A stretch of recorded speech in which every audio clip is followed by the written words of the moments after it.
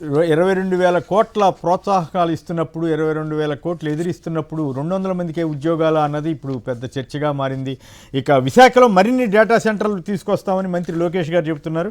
మంచిదే, అవి ప్రజలకు ఉపయోగపడే విధంగా ఉంటే సంతోషమే. గూగుల్ రాకతో ప్రపంచం చూపు ఆంధ్ర వైపు అని కూడా ఆయన డబుల్ ఇంజిన్ బుల్లెట్ ట్రైన్ సర్కార్ అని, ప్రధాని మోడీ సహకారం అని, సీఎం చంద్రబాబు సమర్థత అని కూడా రాశారు. అయితే ఈనాడు వాళ్ళు దారుణం ఏంటంటే విశాఖ గతిని మార్చే ప్రాజెక్టుపై విషప్రచారం ఉంది. జనానికి వచ్చిన సందేహాలు నివృత్తి చేయమంటే 22,000 కోట్లు రాయితీలు ఇస్తున్నారు కదా ప్రభుత్వం, ఏపీ ప్రభుత్వం డబ్బు ఇస్తున్నారు కదా గూగుల్ వాళ్ళకి, 200 ఉద్యోగాలు ఎట్లా ఇస్తారు అంత మాత్రానికి అని, అలాగే ఇతరత్ర వాటరు కరెంటు వీటి మీద సందేహాలు తీర్చమంటే విషప్రచారం అని వీళ్ళు ఆ హెడ్డింగ్ పెట్టి దాని మీద రాస్తారు.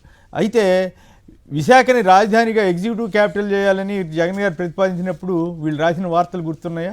అసలు విశాఖ సముద్రం ముందుకు వచ్చేస్తుంది, ఇది చాలా ప్రమాదకరమైన ప్రాంతం అని రాశారా లేదా?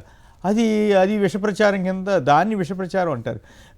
ఏంటి, రిషికొండ మీద 4 బిల్డింగులు కడితే ఇంకేముంది, పర్యావరణం అంతా నాశనం అయిపోయింది, మొత్తం గుండు కొట్టేశారని రాశారు. ఇప్పుడు దానితో పాటు ఇంకో 9 ఎకరాలు ఇస్తుంటే బ్రహ్మాండంగా పర్యావరణం రక్షించినట్టు. ఇప్పుడు ఈ డేటా సెంటర్ వల్ల ఉష్ణోగ్రత పెరుగుతుందని మళ్ళీ వాళ్ళే రాస్తారు. దానివల్ల పర్యావరణం, ఇప్పుడు పర్యావరణ సమస్య వచ్చినా దాన్ని అధిగమించి రాష్ట్ర ప్రజలకు ఉపయోగపడేలాగా చేయమని అడిగితే విషప్రచారం అంటే ఇట్లా రాస్తుంటారు. పోనీ వీళ్ళే రాశారు కదా, ఎవరు రాశారు? ఇక చూడండి, ఆంధ్రజ్యోతి, ఈనాడు వాళ్ళ పేపర్లే కదా, తెలుగుదేశం పత్రికలే కదా. ఏమి రాశారు ఆంధ్రజ్యోతి వాళ్ళు? అక్టోబర్ 9న అదానీ గూగుల్ డేటా సెంటర్ ఏర్పాటు వల్ల 200 మందికి ఉద్యోగాలు వస్తాయని కేబినెట్ సమావేశం తర్వాత జరిగిన వార్త ఇది. అక్టోబర్ 15 వచ్చేసరికి అదానీ గూగుల్ డేటా సెంటర్తో 2 లక్షల మందికి ఉద్యోగాలు వస్తాయని రాస్తున్నారట. ఇది సోషల్ మీడియాలో తిరుగుతూ ఉంది. మరి నిజంగా 2 లక్షలనా? దీంట్లో నాకు కనపట్లేదు. బట్ నిజంగా ఆ స్థాయిలో 200 ఎక్కడ, 2 లక్షలు ఎక్కడ? పోనీ 2 లక్షలు కాదు, 20,000 30,000 ఉద్యోగాలు వస్తాయన్నా సంతోషమే. కానీ ఇట్లా వీళ్ళు ఈనాడు వాళ్ళు కూడా అదే రాశారు, 200 ఉద్యోగాలనే రాశారు. కేంద్ర అది చూడండి ఇక్కడ 200 ఉద్యోగాలు అని.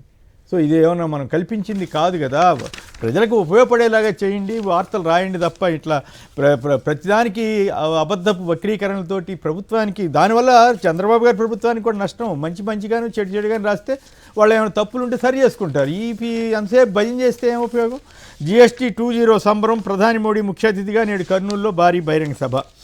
విశాఖ ఉక్కుకు భరోసా, స్టీల్ ప్లాంట్కు 2,400 కోట్ల సాయానికి ఉత్తర్వులు.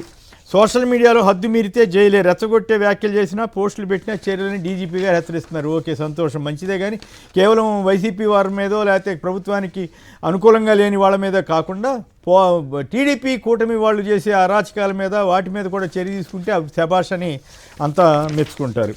ఇక అధికారంలో రాగానే QR కోడ్ స్కాన్ ఉష్ అంటూ అప్పుడు టీడీపీ గవర్నమెంట్ రాగానే, కూటమి ప్రభుత్వం రాగానే ఈ మద్యం బాటిల్స్ వ్యాపారాన్ని ఏమో ప్రైవేట్ పరం చేసేసారు, ప్రభుత్వం నుంచి QR కోడ్ ఎత్తేసారంట. ఇప్పుడు ఈ నకిలీ మద్యం ఆరోపణలు వెల్లువెత్తడంతో విధిలేని పరిస్థితుల్లో మళ్ళీ QR కోడ్ స్కాన్ తీసుకొచ్చారు.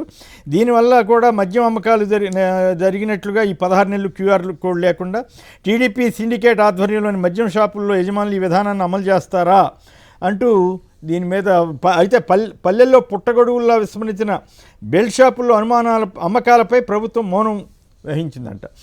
అలాగే ఇది QR కోడ్ మరి లేదు కదా ఇంతకాలం, మరి ఏమి జరిగినట్లనే దానికి ఎవరు సమాధానం చెప్పాలి? నకిలీ మద్యం నిర్మూలనకు రోజువారీ ధృవీకరణ విధి విధానాలు ఖరారు చేసిన రాష్ట్ర ప్రభుత్వం అంటూ ఈనాడు వాళ్ళు చాలా జాగ్రత్తగా రాశారు. మంచిదే అంతవరకు. కానీ ఈ 16 నెలలు ఎందుకు పెట్టలేదు, దానివల్ల ఇట్లాంటి నకిలీకి అవకాశం వచ్చిందా లేదా అన్న దాని మీద మాత్రం రాయకుండా జాగ్రత్త పడ్డారు. అమౌంట్ తగ్గితే ఎమ్మెల్యే బాబు ఊరుకోడు, కలకలం రేపుతున్న నకిలీ మద్యం లావాదేవీలు అంటూ ఎవరో కోటేశ్వరరావు మధ్య టీడీపీ నేతలు అద్దేపల్లి జనార్దన్ రావు, పోసాని కోటేశ్వరరావు మధ్య వాట్సాప్ చాటింగ్ అంట. ఈ స్కామ్ వెనుక టీడీపీ పెద్దలు ఉన్నారని మరోసారి ధృవీకరణ. సాక్షిపై కుతంత్రం, ప్రజా సమస్యలపై ప్రశ్నిస్తున్నందుకు అక్రమ కేసులతో బాబు సర్కారు వేధింపులు, నకిలీ మద్యం మాఫియా ఆగడాలను బయటపెట్టినందుకే కక్ష సాధింపులు. సాక్షి ఎడిటర్ ధనుంజయ రెడ్డికి మళ్ళీ పోలీసులు నోటీసులు. గత 4 రోజుల్లో 3 సార్లు వచ్చారంట. ఈ అచ్చంగా ఇదే పనిలో ఉన్నట్టున్నారు.